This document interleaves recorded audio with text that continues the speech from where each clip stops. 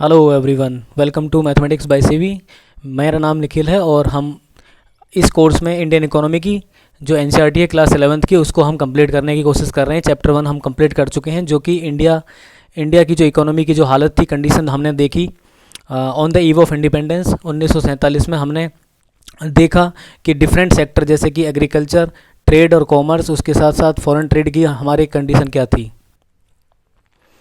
और अब हमारा next chapter number 2, Indian economy 1950 से 1990 तक। 1947 में आज़ादी के बाद में 1950 के बाद जो भी डिसीजंस लिए गए, पॉलिसीज़ अपनाई हमारे लीडर्स और सक्सेसिव गवर्नमेंट्स ने, अब उनको हम यहाँ पे हमें देखने को मिलेगा कि किस तरीके से यहाँ की गवर्नमेंट्स ने किस तरीके की पॉलिसीज़ अपनाई और उससे क्या इफ़ेक्ट पड़ा हमारे इंडियन इकोनॉमी पर। इस चैप्टर को पढ़ने के बाद हमको जानने को मिलेगा कि इंडिया के जो 5 ईयर प्लान्स हैं उनका क्या इम्पैक्ट रहा, किस तरीके से प्लान किया गया। Indian economy was a planned economy, और क्या क्या डेवलपमेंट स्ट्रेटजी और पॉलिसीज़ रहीं डिफरेंट सेक्टर के लिए, जैसे कि एग्रीकल्चर और इंडस्ट्री के लिए। खास करके हम 1950 से 1990 के बीच की बातें करेंगे। दूसरा एक चीज़ और है हम रेगुलेटेड इकोनॉमी जो होती है, जिसमें गवर्नमेंट रेगुलेट करती है इकोनॉमी को, डिसाइड करती है, मार्केट फोर्सेस के पास उतना ज़्यादा कंट्रोल नहीं रहता है। तो उसकी क्या मेरिट्स हैं और क्या लिमिटेशंस हैं, एडवांटेज और डिसएडवांटेज रेगुलेटेड इकोनॉमी के पढ़ेंगे हम लोग इस लेसन में। तो इससे पहले हमारा जो चैप्टर 1 है वो कंप्लीट हो चुका है। अगर कोई नया है तो वो हमारी चैप्टर 1 की जो वीडियो है इंडियन इकोनॉमी की, उसे देख सकता है। और again I am telling you, NCERT को पढ़ना बहुत ज़रूरी है। अगर आप किसी भी एग्ज़ाम की तैयारी कर रहे हैं, जैसे कि यूपीएससी, स्टेट पीसीएस या एसएससी, सीजीएल वगैरह की जो तैयारी कर रहे हैं जो लोग, उन सभी के लिए एनसीईआरटी पढ़ना बहुत ज़रूरी है।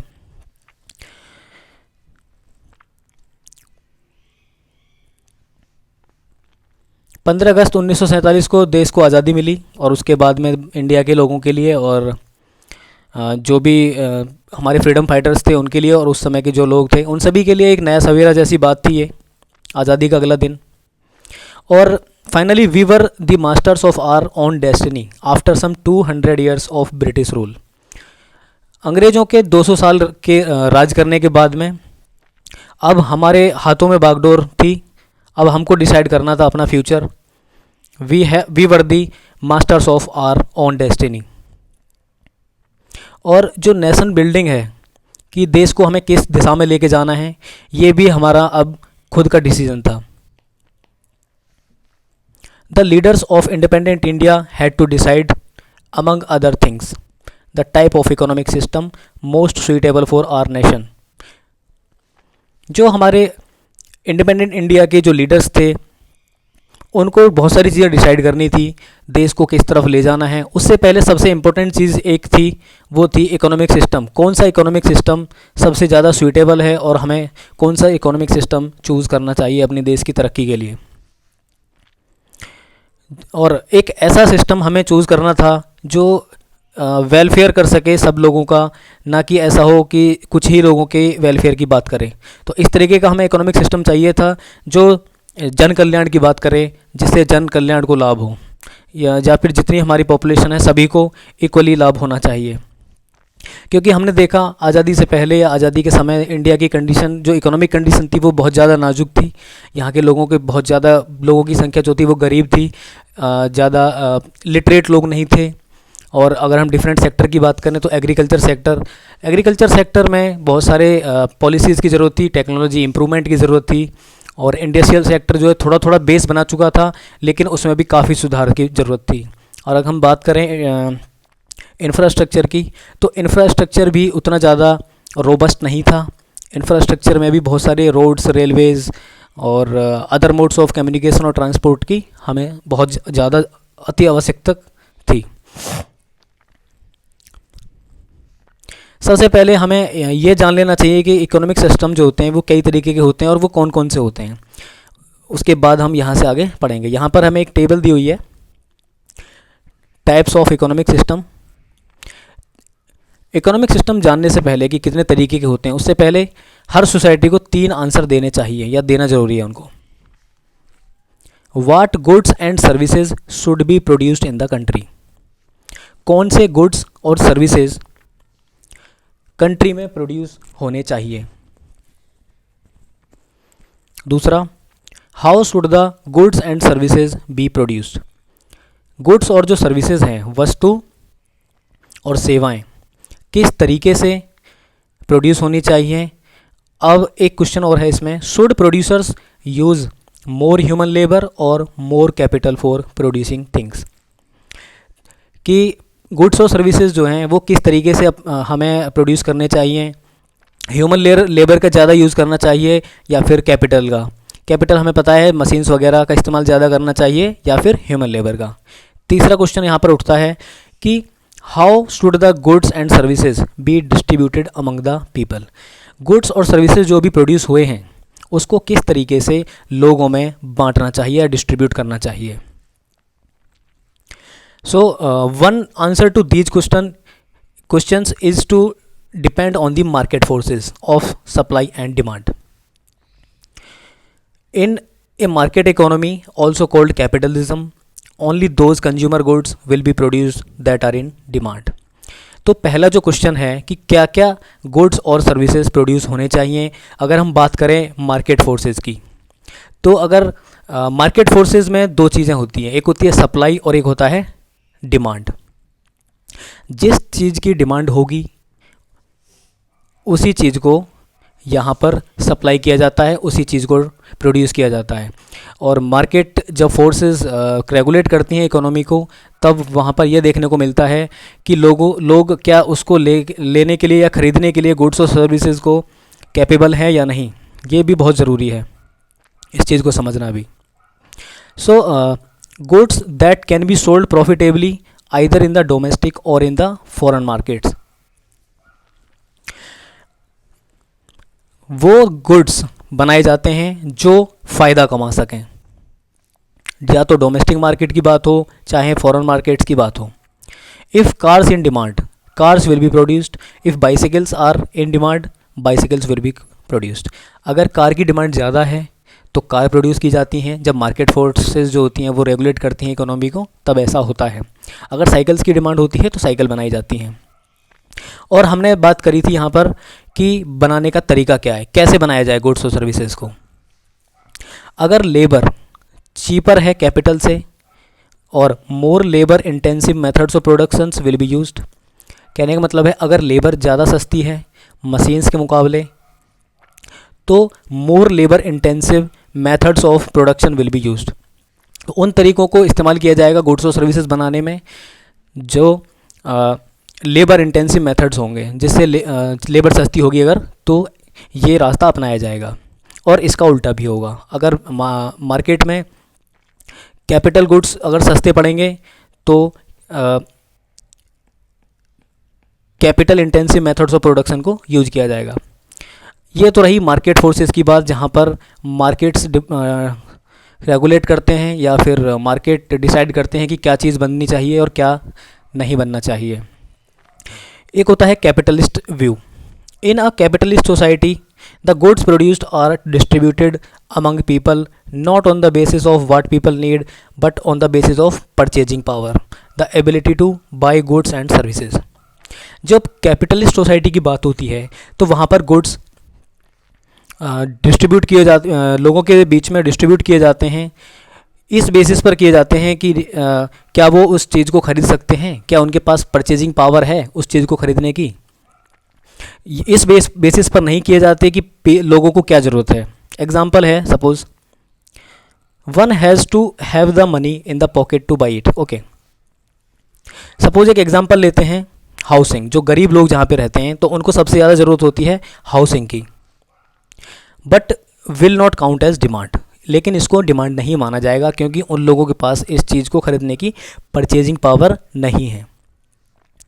सो एज अ रिजल्ट में क्या होगा कि कमोडिटी जो है, ये वाली जो चीज़ है, मतलब हाउसिंग वगैरह नहीं बनाई जाएगी क्योंकि ये डिमांड नहीं मान रही है कैपिटलिस्ट सोसाइटी। क्योंकि मार्केट फोर्सेस के हिसाब से ये एक डिमांड नहीं है, क्योंकि लोगों के पास परचेजिंग पावर है नहीं, वो उसे खरीद नहीं सकते, वो उसको अवेल नहीं कर सकते, उनके पास कैपेसिटी नहीं है उस चीज़ को खरीदने की। तो इस तरीके की जो सोसाइटी है उन्होंने अपील नहीं किया, मतलब जवाहरलाल नेहरू को अच्छा नहीं लगा, जो हमारे फर्स्ट प्राइम मिनिस्टर थे, कि the great majority of people of the country would be left behind without the chance to improve their quality of life. आज़ादी के समय बहुत ज़्यादा लोग, मेजॉरिटी ऑफ आवर पॉपुलेशन वो पावर्टी से जूझ रही थी, बहुत ज़्यादा गरीबों की संख्या बहुत ज़्यादा थी। तो अगर इस तरह की मार्केट सोसाइटी को अगर हम अपनाते, मार्केट फेवरेबल सोसाइटी को अगर अपनाते, तो बहुत सारे लोग हमारे डेवलप ही नहीं कर पाते, वो आगे ही नहीं बढ़ पाते, क्योंकि उनके पास परचेजिंग पावर नहीं थी और ना ही वो उतनी जल्दी आसानी से डेवलप कर सकते थे। लेकिन अगर हम सोशलिस्ट सोसाइटी की बात करते हैं, सोशलिस्ट सोसाइटी इन तीनों आंसर्स क्वेश्चन जो हमने अभी पूछे थे कि क्या क्या गुड्स बनाए जाने या किस तरीके से बनाए जाएं, और जब गुड्स और सर्विसेज प्रोड्यूस हो जाती हैं मार्केट में, तो उनको किस तरीके से लोगों में डिस्ट्रीब्यूट किया जाए। सोशलिस्ट सोसाइटी तीनों क्वेश्चंस के डिफरेंट मैनर में आंसर देती है। सोशलिस्ट सोसाइटी जो होती है उसमें the government decides what goods are to be produced in accordance with the need of the society. Socialist society में गवर्नमेंट डिसाइड करती है कि क्या चीज़ें, क्या वस्तुएं प्रोड्यूस होनी चाहिए लोगों की ज़रूरत के हिसाब से। लोगों को अगर ज़रूरत है हाउसिंग की तो हाउसिंग बनाई जाए, अगर ज़रूरत है कार्स की तो कार बनाई जाए। It is assumed that the government knows what is good for the people of the country, so the desires of individual consumers are not given much importance. इस तरीके की सोसाइटी में हमें क्या देखने को मिलता है कि गवर्नमेंट ही डिसाइड कर देती है कि क्या बनाना है और लोगों के लिए क्या अच्छा है, और इस बात पर कभी ध्यान नहीं दिया जाता कि लोग क्या चाहते हैं। सोशलिस्ट सोसाइटी का यही तरीका है गवर्न करने का। The in principle distribution under socialism is suppose to be based on what people need. लेकिन मुख्यतः होना क्या चाहिए, distribution under socialism is suppose to be based on what people need and not what they can afford to purchase. Capitalism जो होता है उसमें उन्हीं चीज़ों को डिस्ट्रीब्यूट किया जाता है, उन्हीं चीज़ों को बनाया जाता है जो लोग अफोर्ड कर सकते हैं, ना कि इस बात पर नहीं ध्यान दिया जाता कि ये तो मतलब इस तरीके से नहीं देखा जाता कि लोगों को क्या ज़रूरत है। ये है कैपिटलिस्ट की बात। सोशलिज्म में ये चीज़ होती है कि लोगों को क्या ज़रूरत है, गवर्नमेंट डिसाइड करती है इस चीज़ को।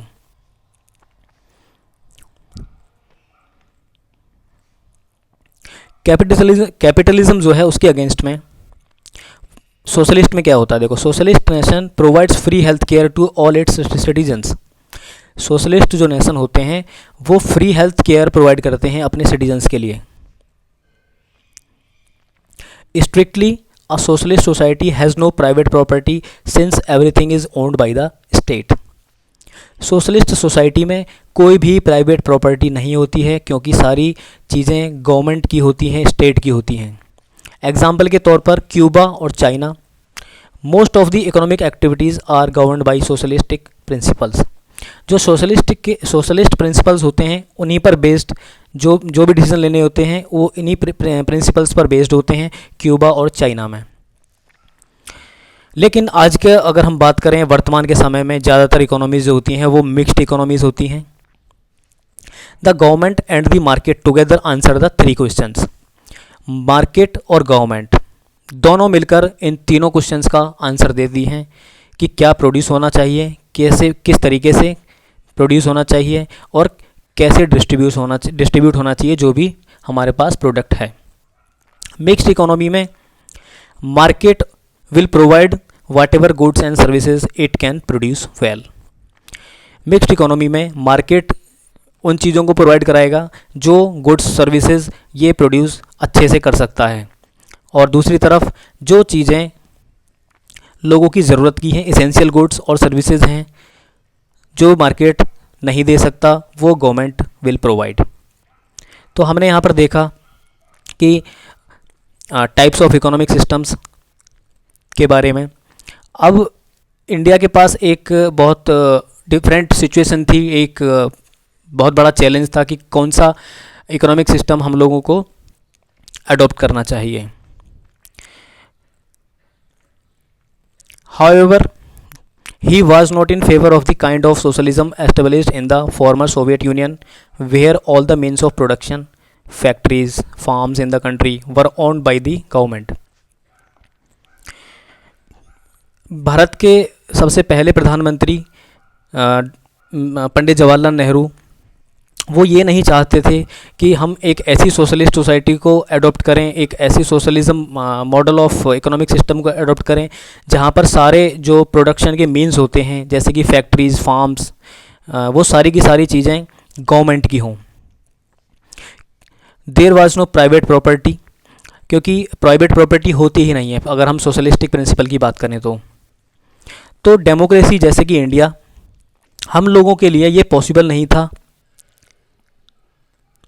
to change the ownership pattern of land and other properties of its citizens in the way that it was done in the former Soviet Union.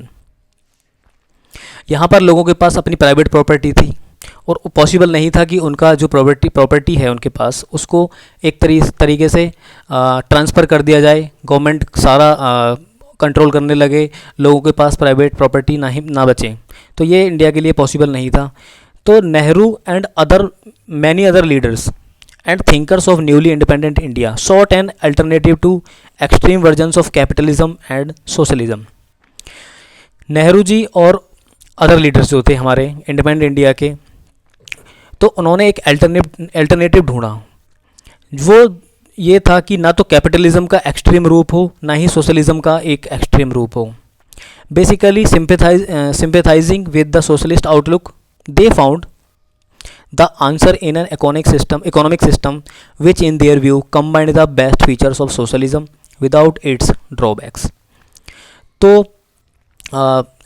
एक ऐसा इकोनॉमिक सिस्टम उन लोगों ने अल्टरनेटिव के तौर पर ढूंढा जो कि सोशलिज्म के बेस्ट फीचर्स को इंक्लूड करे और इसकी जो कमियां हैं उनको इंक्लूड ना करे, उनको एक्सक्लूड कर दिया जाए. तो in this view India would be A socialistic society with a strong public sector.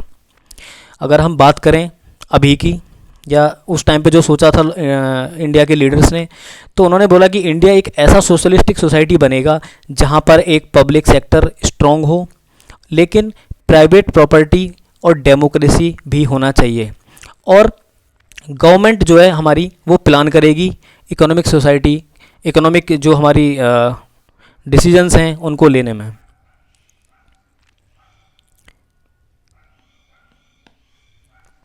तो इंडिया के जो लीडर्स थे उन्होंने ये अल्टरनेटिव ढूंढा कि गवर्नमेंट की भी फैक्ट्रीज़ वगैरह, पब्लिक सेक्टर भी होना चाहिए, प्राइवेट सेक्टर भी होना चाहिए, और इंडिया एक प्लान्ड इकोनॉमी होना चाहिए कि हम लोग पहले प्लान बनाएंगे कि हमें क्या करना है और उन चीज़ों को अचीव करेंगे फिर. तो 1948 में इंडस्ट्रियल पॉलिसी रिजोल्यूशन आया, और जो हमारे directive principles of Indian constitution हैं जिन्हें हम DPSP कहते हैं, डायरेक्टिव प्रिंसिपल्स ऑफ DPSP, नीति निर्देशक तत्व, 1950 में प्लानिंग कमीशन सेटअप किया गया. प्राइम मिनिस्टर इसके चेयरपर्सन थे. The era of 5 years plan had begun. तो पंचवर्षीय योजना भी कहते हैं इसे हिंदी में. तो 1950 में प्लानिंग कमीशन बनने के बाद प्राइम मिनिस्टर इसके चेयरमैन होते थे, जो पंचवर्षीय योजना की शुरुआत हो गई थी.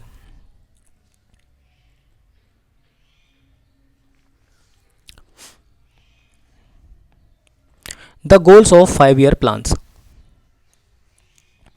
अ plan should have some clearly specified goals. सबसे पहले हम प्लान जान लेते हैं, तब पढ़ेंगे इसे. प्लान क्या होता है? A plan spells out how the resources of a nation should be put to use. Plan जब हम बनाते हैं, कोई एक योजना बनाते हैं, तो हम ये डिसाइड करते हैं कि जो इंडिया मतलब जो कंट्री के रिसोर्सेज हैं उनको किस तरीके से यूज किया जाए. It should have some general goals as well as specific objectives which are to be achieved within a specified period of time. जब योजना बनाई जाती है तो उसमें कुछ गोल्स होते हैं, कुछ स्पेसिफिक ऑब्जेक्टिव्स होते हैं, जिनकी एक टाइम फ्रेम होता है कि हमें एक स्पेसिफाइड टाइम पीरियड में क्या क्या अचीव करना है. इंडिया में 5 साल के प्लान की शुरुआत हुई और जिनको हम 5 year प्लान्स के नाम से जाना जाते हैं. इस जो हमने प्लानिंग करना जो स्टार्ट किया, ये सोवियत यूनियन में पहले से ही था, तो वहाँ से हमने इसको एक तरीके से बोरो किया है। Our plan documents not only specify the objectives to be attained in 5 years of a plan, but also what is achieved over a period of 20 years। जो हमारी पंचवर्षीय योजना थी उसमें ये तो हम डिसाइड कर मतलब ऑब्जेक्टिव हमारा ये रहता था कि 5 साल में हमें क्या अचीव करना है, बट हम एक ओवरव्यू लेकर के ये चलते थे कि हमें अगले 20 साल के टाइम पीरियड में क्या करना है। इसे हम लॉन्ग टर्म प्लान भी कहते थे और पर्सपेक्टिव प्लान भी कहते थे, जो 20 साल का जो हमारा प्लान है। The 5-year plans are supposed to provide the basis for the perspective plan। जो 5 साल की जो हमारी पंचवर्षीय योजना थी वो एक हमारा जो पर्सपेक्टिव प्लान था 20 ईयर्स का, उसको कंप्लीट करने में अहम भूमिका निभाती थी।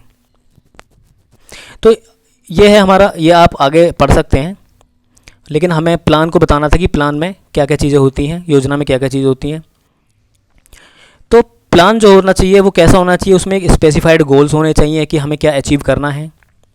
The goals of 5 year plans are, जो हमारे गोल हैं, ऑब्जेक्टिव हैं, वो क्या हैं 5 साल के, वो हैं growth, modernisation, self reliance and equity. Growth, country growth करे, मॉडर्न बने, मॉडर्न जो हमारी मॉडर्न टेक्नोलॉजी वगैरह इंट्रोड्यूस हों, सेल्फ रिलायंस बने, आत्मनिर्भर बने, और इक्विटी अचीव करे। लेकिन इसका मतलब ये नहीं है कि सभी प्लान्स को इक्वल इम्पोर्टेंस दी जाए, क्योंकि due to limited resources a choice has to be made in each plan about which of the goals is to be given primary importance. क्योंकि आज़ादी के समय में हमारे पास रिसोर्सेज जो थे वो बहुत ही लिमिटेड थे, तो हमें हर प्लान में एक चॉइस रखनी होती थी कि हमें किस पर, कौन से सेक्टर पे ज़्यादा ध्यान देना है, क्योंकि वो हमारी प्राइमरी इम्पोर्टेंस होती थी। Nevertheless the planners have to ensure that as far as possible the policies of the plans do not contradict these 4 goals. लेकिन हमारे जो प्लानर्स थे, जो योजना बनाते थे, जो लीडर्स थे, उनकी यही कोशिश रहती थी कि पॉलिसीज़, हमारी प्लान्स की पॉलिसीज़ इस तरीके से हमें बनानी है कि जो हमारे 4 गोल्स हैं, ग्रोथ,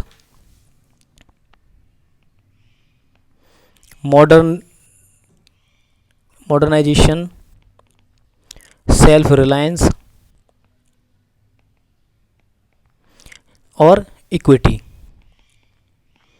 तो प्लानर्स की यही कोशिश रहती थी, वो इंश्योर करते थे कि हमारी जो 4 गोल्स हैं इनको ध्यान में रखते हुए पॉलिसीज़ बनाई जाएं। अब हम इन चारों गोल्स के बारे में एक बार डिस्कस करते हैं कि ये क्या है। सबसे पहले बात करते हैं ग्रोथ की। ग्रोथ का मतलब है it refers to increase in the country's capacity to produce the output of goods and services within the country. जो गुड्स और सर्विसेज कंट्री में प्रोड्यूस होती हैं उनमें ग्रोथ होनी चाहिए, वो इंक्रीज़ हों, ये मतलब है ग्रोथ का।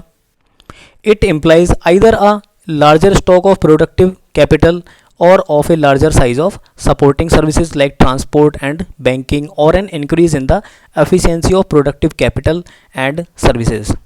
इसका मतलब है या तो larger stock of productive capital बने। कैपिटल के बारे में बात करते हैं, जैसे कि कैपिटल क्या होता है, जैसे हम कोई कंपनी, फैक्ट्री है जो टूल्स, इक्विपमेंट, टेस्टर्स वगैरह या जो चीज़ें दूसरी कंपनी या फैक्ट्री बनाने में इस्तेमाल होंगी, उस टाइप की चीज़ें, उसका एक स्टॉक बनाया जाए। या फिर larger size of supporting services तैयार की जाएं, जैसे कि ट्रांसपोर्ट, बैंकिंग, या फिर जो प्रोडक्टिव कैपिटल और सर्विसेज हैं उसमें ग्रोथ होनी चाहिए, इंक्रीज़ होनी चाहिए। A good indicator of economic growth in the language of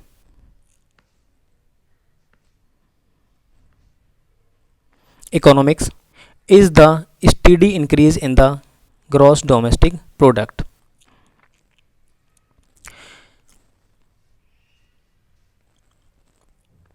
जब किसी भी इकोनॉमी में जीडीपी बढ़ती है तो ये जो हमने अभी बात करी, ये सारी चीज़ें जो हम अभी बता रहे थे, ये इंक्रीज़ होती हैं, उसी को हम ग्रॉस डोमेस्टिक प्रोडक्ट कहते हैं। देखो ग्रॉस डोमेस्टिक प्रोडक्ट क्या है, कोई भी कंट्री है जिसमें बहुत सारी चीज़ें प्रोड्यूस होती हैं और उस साल के अंत में जो फाइनेंशियल ईयर होता है, उस साल के अंत में जो भी चीज़ें प्रोड्यूस हुई हैं उनकी जो मार्केट वैल्यू है उसी को ग्रॉस डोमेस्टिक प्रोडक्ट कहते हैं। जब ये इंक्रीज़ होती है तो हम बोलते हैं कि ग्रोथ ऑफ जीडीपी हुआ है, या हमारी जो जीडीपी ग्रोथ हुई है।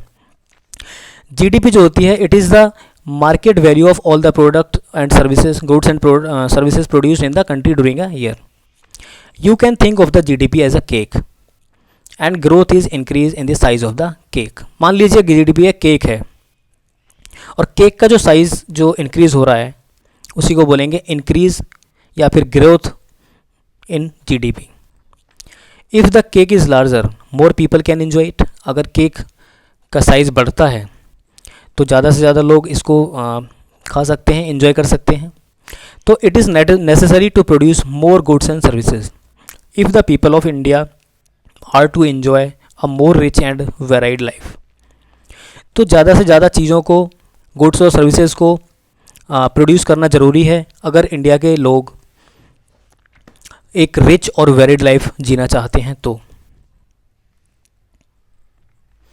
The GDP of a country is derived from the different sectors of the economy, namely the agricultural sector, industrial sector and the service sector.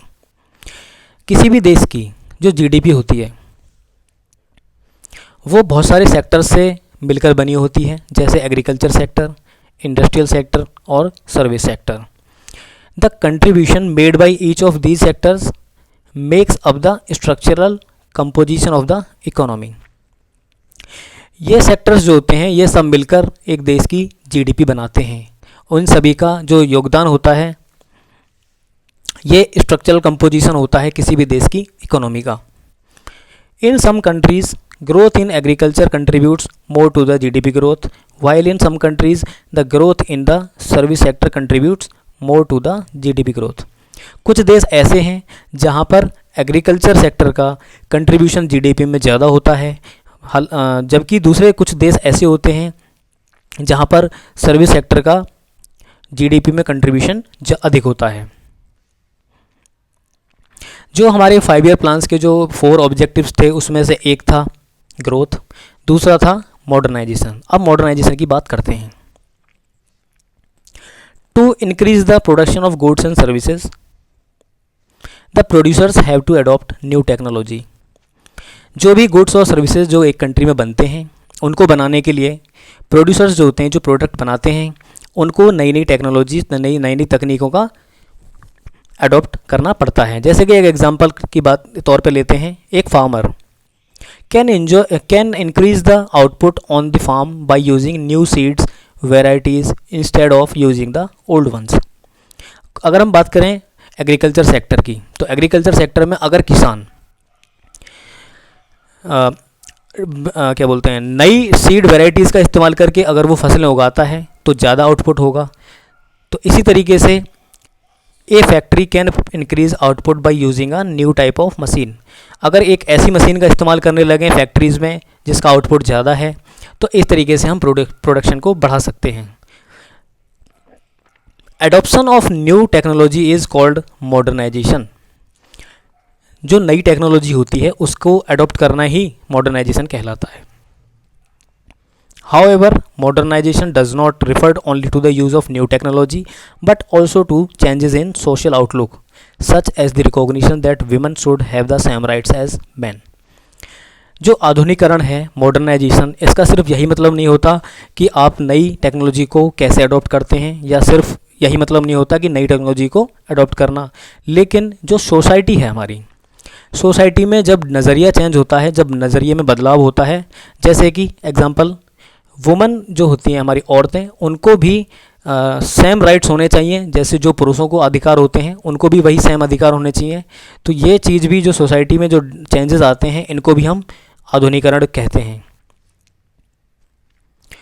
In our traditional society women are suppose to remain at home while man work. जो traditional societies हैं India में या थी या होती हैं, वहाँ पर क्या होता है, सिर्फ इंडिया की बात नहीं करते और पूरे बहुत सारे देश हैं जहाँ पर ऐसी ट्रेडिशनल सोसाइटीज़ होती हैं और अभी भी फॉलो होती हैं। वहाँ पर क्या माना जाता है कि औरतें जो होती हैं उनको घर पे ही रहना चाहिए और जो पुरुष हैं उनको काम पर जाना चाहिए। लेकिन अब modern society makes use of talents of women in the workplace, in banks, factories, schools, etc. And such a society in most occasions is also prosperous. लेकिन एक मॉडर्न सोसाइटी जो होती है वहाँ पर औरतों के टैलेंट का भी इस्तेमाल किया जाता है और वो औरतें भी बड़े बड़े उच्च पदों पर काम करती हैं, जैसे कि बैंक, फैक्ट्रीज़, स्कूल्स। हमारे देश में देखने को मिलता है बड़े बड़े शहरों में बड़ी बड़ी कंपनियाँ जो होती हैं उनमें CEO के पदों पर भी बैठी हैं। और एक क्वेश्चन पूछूंगा, फीमेल प्रेसिडेंट भी बनी है इंडिया की, उसका नाम बताइए क्या है, कमेंट सेक्शन में आप लिख सकते हैं। तो कहने का मतलब है मॉडर्नाइजेशन का मतलब सिर्फ इतना ही नहीं होता कि नई टेक्नोलॉजी को अडॉप्ट किया जाए, और जबकि एक सोसाइटी में अगर बदलाव आता है, मॉडर्निटी आती है, तो उसको भी आधुनिकरण कहते हैं। तीसरा था हमारा आत्मनिर्भर, सेल्फ रिलायंस। तीसरा गोल था हमारे प्लानिंग कमीशन का, ऑब्जेक्टिव था। इसको समझते हैं क्या होता है self reliance. A nation can promote economic growth and modernisation by using its own resources और by using resources imported from other nations. कोई भी राष्ट्र इकोनॉमिक ग्रोथ कर सकता है या मॉडर्नाइजेशन को प्रमोट कर सकता है। कैसे कर सकता है? Bye using its own resources, जो उसके पास रिसोर्सेज हैं उनका इस्तेमाल करके, या फिर दूसरा तरीका होता है कि वो रिसोर्सेज जो हमारे देश में अवेलेबल नहीं है उनको इंपोर्ट करें, हम आयात करें। तो first 7 5-year plans gave importance to self reliance which means avoiding imports of those goods which could be produced within the country होगा अगली लाइन। तो हमारे सबसे पहले जो 5 ईयर प्लान्स थे, 7, उन्होंने सबसे ज़्यादा बल इस बात पर दिया कि आत्मनिर्भर बनाया जाए देश को, ऐसी चीज़ों को अवॉइड किया जाए जो हमारे देश में बन सकती हैं। सिर्फ उनको इंपोर्ट करने की ज़रूरत नहीं है, सिर्फ उन्हीं चीज़ों को इंपोर्ट किया जाए जो हमें यहाँ पर नहीं मिल सकती या फिर हम अभी उन प्रोडक्ट्स को बनाने में असमर्थ हों।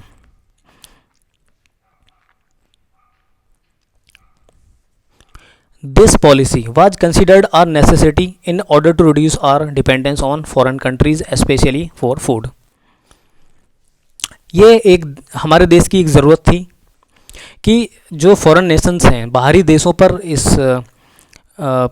इन सब चीज़ों के लिए निर्भर ना रहा जाए, भारत को आत्मनिर्भर बनाया जाए।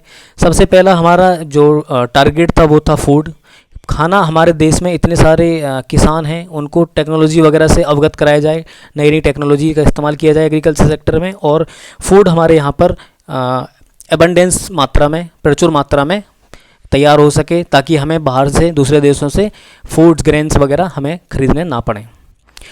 It is understandable that people who were recently freed from foreign domination should give importance to self Reliance.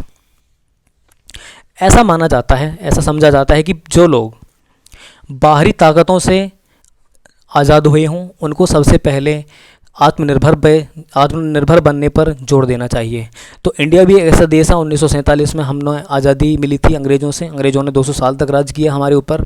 उसके बाद में हमें सबसे पहले ज़रूरत थी कि हम आत्मनिर्भर बने, और हमने हमारे जो प्लान्स थे, हमारे जो लीडर्स थे, उन्होंने इस तरीके की प्लानिंग कमीशन की को सेटअप किया, और उनका जो ऑब्जेक्टिव था उनमें से एक मेन ऑब्जेक्टिव सेल्फ रिलायंस यानी कि आत्मनिर्भर बनाना था। Further it was feared that dependence on imported food supplies, foreign technology and foreign capital may make India sovereignty vulnerable to foreign interference in our policies. और इस बात का भी डर था कि जब हम इंपोर्ट करते हैं किसी कंट्री से, स्टार्टिंग में इस बात का डर था कि अगर हम ज़्यादा से ज़्यादा हम टेक्नोलॉजी और बाहर के जो कैपिटल है, जो पैसा है, अगर हम उसको इन्वेस्ट कराएंगे हमारे कंट्री में, स्टार्टिंग में ये डर था कि इंडिया की जो सॉवरेनिटी है, संप्रभुता, उसको खतरा होगा। संप्रभुता को खतरा कैसे होगा कि अगर वो यहाँ पर ज़्यादा से ज़्यादा इन्वेस्ट करेंगे तो वो यहाँ की जो हमारी देश की जो पॉलिसीज़ हैं उसमें इंटरफेयर कर सकते हैं। इसी को संप्रभुता कहते हैं कि बाहर की कोई भी जो ताकत है, फॉरेन कोई भी हमारी पॉलिसीज़ है उसमें इंटरफेरेंस ना हो, और किसी भी तरीके का कोई भी फॉरेन इंटरफेरेंस नहीं होना चाहिए घरेलू मामलों में, उसको हम सोवरेंटी कहते हैं। चौथा ऑब्जेक्टिव था 5 ईयर प्लान्स का या प्लानिंग कमीशन का, वो था equity. Now growth, modernisation and self reliance. Growth, modernisation, आधुनिकरण और आत्मनिर्भरता by themselves may not improve the kind of life which people are living. लोगों की जो लाइफ लिविंग स्टैंडर्ड या लाइफस्टाइल थी, उसको ये तीनों चीज़ें नहीं बदल सकती थी अचानक से। ग्रोथ हो, चाहे वो मॉडर्नाइजेशन हो या सेल्फ रिलायंस हो। अगर हमारे देश में गुड्स और सर्विसेज प्रोड्यूस हो भी जाएं, लेकिन गरीब लोगों तक कैसे पहुंचेंगी वो चीज़ें, ये जानना बहुत ज़रूरी है। तो a country can have high growth, the most modern technology developed in the country itself also have most of its people living in poverty। कोई भी देश अच्छी खासी ग्रोथ कर सकता है, मॉडर्न टेक्नोलॉजी का इस्तेमाल भी कर सकता है, डेवलप हो सकता है, लेकिन अगर उस देश के लोग गरीब हैं तो ऐसी अचीवमेंट, ऐसी ग्रोथ का कोई फ़ायदा नहीं है। तो it is important to ensure that the benefits of economic prosperity reach the poor sections as well as instead of being enjoyed only by the rich। तो ये ज़रूरी है कि जो इकोनॉमिक जो प्रॉस्पेरिटी अचीव कर रहा है कंट्री, जो इकोनॉमिक ग्रोथ हो रही है, उसका फ़ायदा वीकर सेक्शंस या जो लोग गरीब हैं उन तक भी पहुँचे। So in addition to growth, modernisation और सेल्फ रिलायंस, तो ग्रोथ, मॉडर्नाइजेशन और सेल्फ रिलायंस, इन तीन चीज़ों के अलावा इक्विटी भी बहुत ज़रूरी चीज़ है। Every Indian should be able to meet his or her basic needs such as food, decent house, education and health care, and inequality in the distribution of wealth should be reduced. तो हर एक Indian को ये हक है या ये होना चाहिए कि उसको बेसिक जो फैसिलिटीज़ हैं, जो बेसिक जो रिक्वायरमेंट्स हैं उसकी पूरी हो सकें, जैसे कि फूड, खाना मिले, एक रहने को घर मिले, उसकी पढ़ाई लिखाई हो, या हेल्थ केयर सर्विसेज हो, या हेल्थ केयर जो फैसिलिटीज़ हैं वो मिलनी चाहिए, और जो डिस्ट्रीब्यूशन ऑफ वेल्थ है उसमें इनइक्वालिटी कम हो सके। तो ये सारी चीज़ें हमारे जो देश की ग्रोथ और सेल्फ रिलायंस और उसके साथ साथ मॉडर्नाइजेशन के साथ साथ ये चीज़ें भी ज़रूरी हैं। Let us now see how the first 7 5-year plans covering the period 1950 to 1990 attempted to attain these 4 goals and the extent to which they succeeded in doing so with reference to the agriculture, industry and trade। अब हम आगे जो हमारे topics हैं उनमें हम देखेंगे कि 1950 से लेकर के और 1990 तक हमारे जो स्टार्टिंग के जो 7 5-year प्लान्स आए थे, 7 पंचवर्षीय योजनाएं जो आई थी, उन्होंने किस तरीके से इन चारों गोल्स को जो हमने अभी तक डिस्कस किए हैं, चारों गोल्स हमारे प्लानिंग कमीशन के, इनको किस तरीके से अचीव किया और किस हद तक वो इस अचीवमेंट को पूरा करने में सक्सेसफुल रहे। अगर अगर हम तीनों सेक्टर की बात करें, एग्रीकल्चर, इंडस्ट्री और ट्रेड की, तो इन तीनों में अगर हम बात करें तो किस तरीके से हमारा जो प्लानिंग कमीशन है उन्होंने अचीव करने की कोशिश की। तो अगले जो हमारे टॉपिक्स हैं वो हैं एग्रीकल्चर, इंडस्ट्री और ट्रेड।